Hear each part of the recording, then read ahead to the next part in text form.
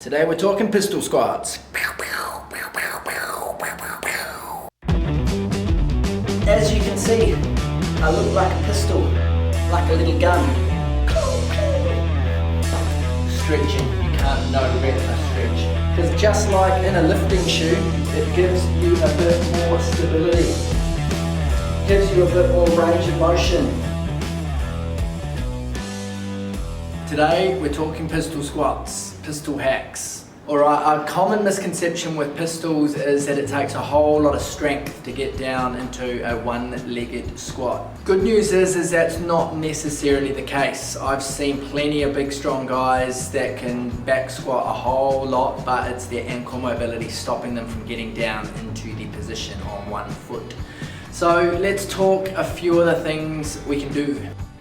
Alright, first up, we want to be warm. We want to get that ankle joint nice and loose and limber. First up, hop back, hands on hips, foot up off the floor. Let's just make some nice circles. Get them nice and loose. Alright, next up, into a downward dog-like position. And we're just going to walk our calves out. Alright, next up, into a nice big long lunge, a big long lizard stretch. And while we're down here, we're just going to turn our foot in and out. Try and loosen up that whole joint a little bit both ways. Let's slide our right in nice and close.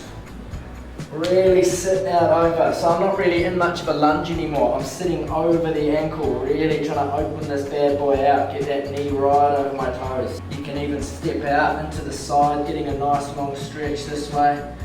Nice, slow, dynamic movements. Get everything loose and oiled up.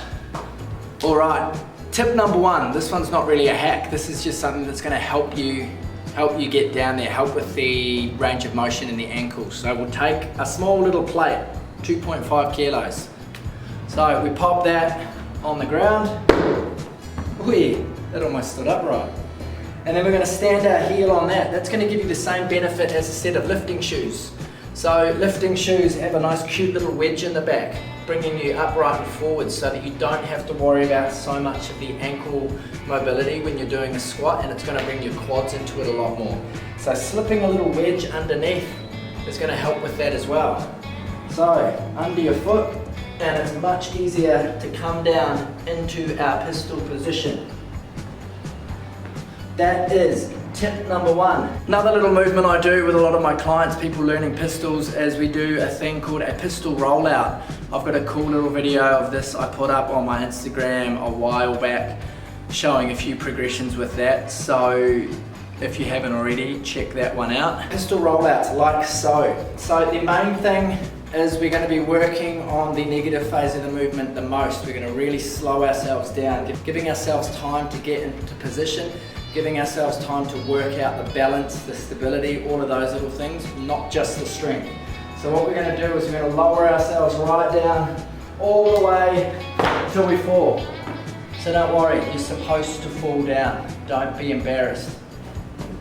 So the full movement, lowering ourselves down until we hit the floor, rolling, and using a bit of momentum to stand yourself back up.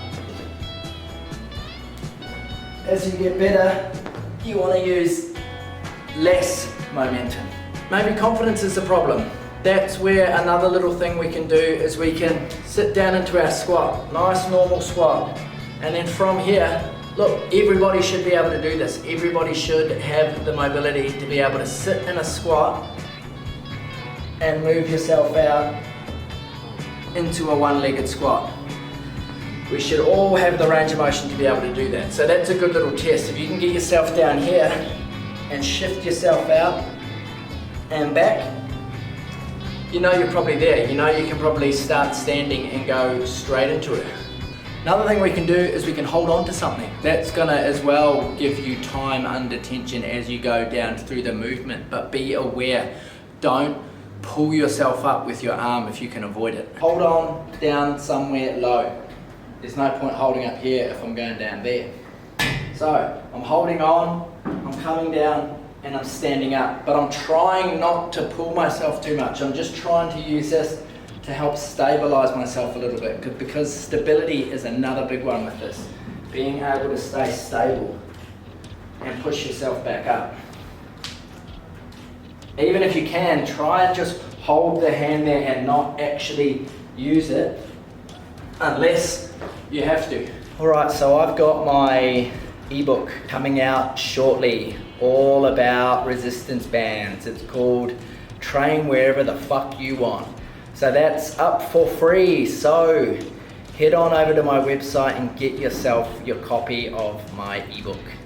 Find out everything you can be doing with resistance bands and how you can train wherever the fuck you want. So don't be stink, like and subscribe. We can do this together.